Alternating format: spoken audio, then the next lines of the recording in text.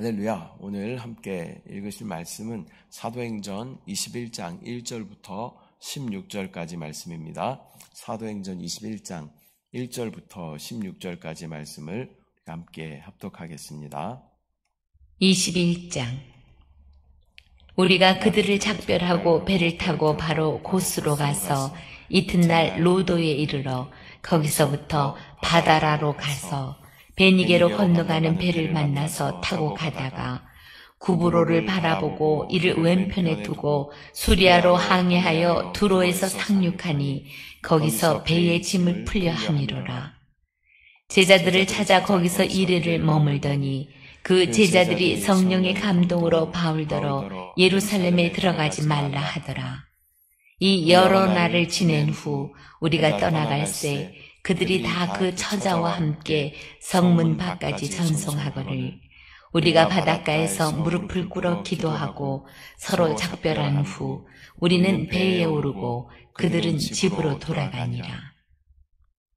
두로를 떠나 항해를 다 마치고 돌레마에 이르러 형제들에게 안부를 묻고 그들과 함께 하루를 있다가 이튿날 떠나 가이사랴에 이르러 7 집사 중 하나인 전도자 빌립의 집에 들어가서 머무르니라. 그에게 딸 넷이 있으니 처녀로 예언하는 자라. 여러 날 머물러 있더니 아가보라 하는 한 선지자가 유대로부터 내려와 우리에게 와서 바울의 띠를 가져다가 자기 수적을 잡아매고 말하기를 성령이 말씀하시되 예루살렘에서 유대인들이 이같이 이 띠 인자를 결박하여 이방인의 손에 넘겨주리라 하거늘 우리가 그 말을 듣고 그곳 사람들과 더불어 바울에게 예루살렘으로 올라가지 말라 권하니 바울이 대답하되 여러분이 어찌하여 울어 내 마음을 상하게 하느냐. 나는 주 예수의 이름을 위하여 결박당할 뿐 아니라 예루살렘에서 죽을 것도 각오하였노라 하니 그가 고난을 받지 아니하므로 우리가 주의 뜻대로 이루어지이다 하고 그쳤노라. 이 여러 날 후에 여장을 꾸려 예루살렘으로 올라갈새 가이사랴에 몇 제자가 함께 가며 한 오랜 제자 구브로 사람 나손을 데리고 가니 이는 우리가 그의 집에 머물려 함이라. 아멘. 할렐루야. 오늘은 사도행전 21장 1절부터 16절까지의 말씀 우리가 함께 읽었습니다. 어제도 우리가 보았듯이 바울은 에베소의 장로들을 만나서 모처럼 깊은 교제를 나누었습니다. 지난 3년 동안 하나님께서 어떻게 또 도우셨는지, 또한 사도 바울이 어떠한 마음으로 그러한 사역에 임하였고 또 그들을 가르치고 돌보고 권면하며 그들을 어떻게 양육했는지 이 장로들에게 이야기합니다. 또 그 장로들에게 권면하며 교회를 맡아줄 것을 당부하는 귀한 시간을 가졌습니다. 그러나 사도 바울에게는 앞으로 계속 전진해야 하는 그런 사명이 있었습니다. 그리고 사랑하는 동역자들과 이별을 한 후에 예루살렘으로 가는 여정에 오르게 됩니다. 이 사탄의 계략 중에 하나는 우리를 안위함과 또 편안함과 안락함 가운데 묶어두려고 하는 그런 것이 사탄의 계략 중에 하나인 것입니다. 이곳이 좋사오니 하는 그런 마음을 우리 가운데 계속 부어주는 것이죠. 또 머물게 하고 낯선 곳으로 나가지 못하게 합니다. 하지만 사도 바울을 향한 하나님의 뜻은 낯선 곳에까지 가서 복음을 전하는 것이었습니다. 저도 이제 사역지를 한 2번 정도 바꿨는데요.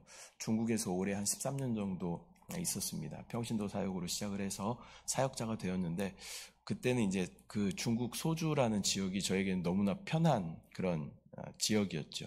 그리고 그곳에서 이제 아이들도 낳았고 그렇게 살았지만 하나님께서 이제 떠나라는 마음을 다시 이제 주시게 되는 것이죠. 또 심지어는 뭐 교통카드 하나도 없어서 한국에 와서는 어떻게 버스를 타고 지하철을 타는지도 잘 불편했던 그런 시간이었습니다. 그러나 하나님께서 강권적으로 이 땅 가운데 한국으로 다시 불러주시고 또 완도라는 낯선 곳에서 한 1년 넘게 그렇게 살게 되는 것이죠.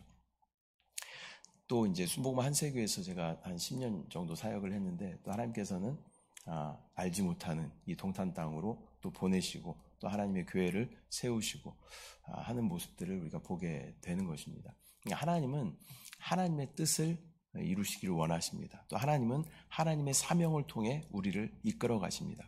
그러나 우리는 안락함과 편안함과 그 익숙함에 우리는 떠나는 것을 주저하고 또 하나님 앞에 이렇게 거부할 때가 있는 것입니다.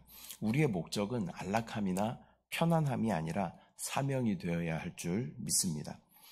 6절부터 보면 제자들의 만류가 있습니다. 예루살렘으로 가면 반드시 핍박이 있을 것을 성령의 감동으로 제자들에게 계시하여 주십니다. 그러나 이 성령의 계시에 대한 반응은 이 제자들의 반응과 또 사도 바울의 반응으로 나누어집니다.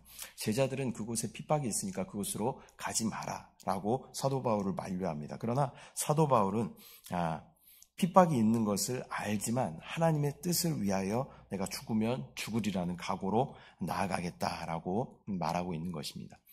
고난이 있는 것을 알아도 가야 하는 길이 있습니다. 주님이 원하시는 길이라면 알아도 그 고난이 있다는 것을 알아도 우리는 가야 하는 것입니다. 10절부터 보면 선지자 아가보를 통해서는 더 정확하고 명확하게 말씀하여 주십니다. 바울의 허리띠를 가져다가 자기 수족을 다 묶고 이 띠의 주인이 바로 예루살렘으로 가면 유대인들에게 이렇게 결박될 것이다 라고 더 선명하게 계시하여 주십니다. 그러나 바울은 더욱 결연하게 자기의 의지를 표현하며 형제들아 왜 이 일로 울어 나의 마음을 상하게 하는가 라고 말하며 주 예수를 위해서라면 결박당하는 것뿐만 아니라 내가 죽으면 죽으리라 하는 각오로 내가 이미 나아간다 라고 결연하게 말하고 있는 사도 바울의 모습을 보게 되는 것입니다. 그리스도인의 삶은 우리에게 주신 사명이 이끌어갑니다. 믿음으로 그 길을 따라가면 그 길 끝에는 주님이 두 팔 벌리고 우리를 환영하여 주시고 맞아주시고 안아주실 줄 믿습니다. 14절부터 보면 바울이 그 권함과 만류를 거부하자 모인 모든 사람들은 주의 뜻대로 이루어지이다 라고 기도합니다. 우리의 기도, 성숙한 교회의 기도는 이러한 기도가 되어야 할 줄 믿습니다. 때때로 우리는 그렇게 기도할 때가 많아요. 나의 뜻이 이루어지고 나의 뜻을 하나님 앞에 관철시키고 이것이 어떻게든 이루어져야 됩니다. 막 하나님 앞에 어린아이가 진짜 떼쓰는 것처럼 그렇게 기도할 때가 있다라는 것입니다. 그러나 하나님께서는 나의 뜻과 맞지 않더라도 하나님은 하나님의 뜻을 이루어 가시는 줄 믿습니다. 때로는 나의 뜻과 다른 길이라도 주님이 원하시는 그 길을 주님은 성실하게 이루어 가신다라는 것입니다. 우리가 주님을 주님하고 부릅니다. 그 의미는 당신이 나의 주인이십니다 라는 그런 의미입니다. 근데 우리의 신앙생활, 우리의 삶을 보면요, 주님을 주님이라고 부르지만 내가 주인된 삶을 살아갈 때가 진짜 많다는 거예요. 주님은 그냥 나의 어떠한 목적을 이루는 수단 정도로만 여기고 살아갈 때가 진짜 많은 우리의 모습을 발견하게 되는 것이죠. 그 알라딘의 요술램프 보면 요술램프가 있잖아요. 거기에 이제 요술램프를 이렇게 문지르면 거기에 이제 진이라는 요정이 나타나서 그 소원을 들어주고 하는 것입니다. 어쩌면 우리는 예수 그리스도 내 안에 계신 성령을 어쩌면 그 정도로밖에 치부하지 않고 나의 어떠한 목적을 이루는 수단으로만 여기는 그러한 우리의 모습들이 있다라는 것입니다.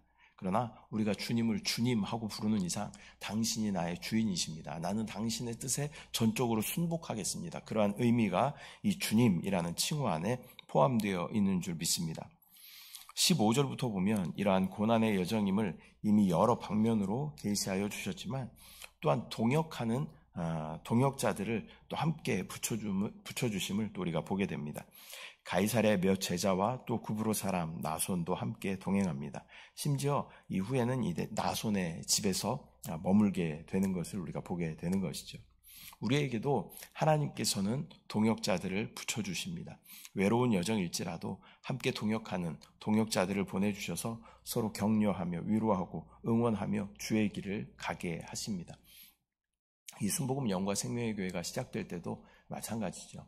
또 저와 함께 동역하는 저희 가족들, 동역자들을 함께 보내주셨고 또 우리 집사님들을 또 보내주셨고 또 이 새벽에 또 함께 동역하는 우리 권사님 보내주셔서 또 함께 기도로 동역하게 하시는 이 모든 것이 하나님의 뜻이고 하나님의 섭리인 줄 믿습니다. 오늘은 사도행전 21장 1절부터 16절까지의 말씀 우리가 함께 나누었습니다. 이 사도 바울의 여정에서 많은 경로를 통해서 예루살렘에 가면 반드시 핍박이 기다리고 있음을 계시하여 주십니다. 그러나 이러한 계시에 제자들과 또 사도 바울의 반응은 엇갈리게 되는 것입니다.